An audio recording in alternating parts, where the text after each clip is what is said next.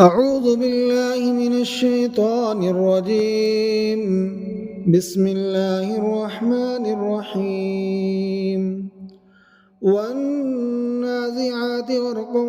والناشطات نشطا والسابحات سبحا فالسابقات سبقا فالمدبرات أمرا يوم ترجف الراجفة تتبعها الرادفة قلوب يومئذ واجفة أبصارها خاشعة يقولون إنا لمردودون في الحافرة أإذا كنا عظاما نخرة قالوا تلك إذا كرة خاسرة فإنما هي زجرة واحدة فإذا هم بالساهرة هل أتاك حديث موسى إذ ناداه ربه بالواد المقدس طوى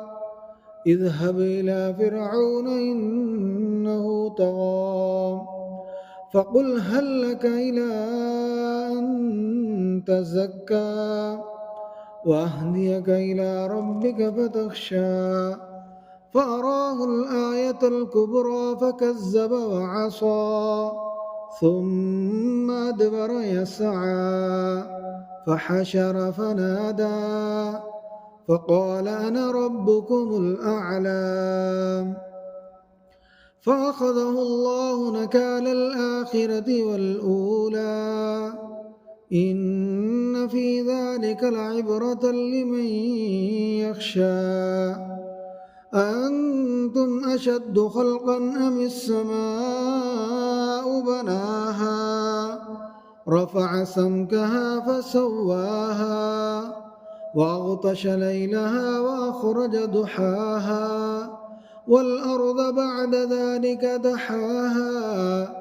أخرج منها ماءها ومرعاها والجبال أرساها متاعا لكم ولأنعامكم فإذا جاءت الطامة الكبرى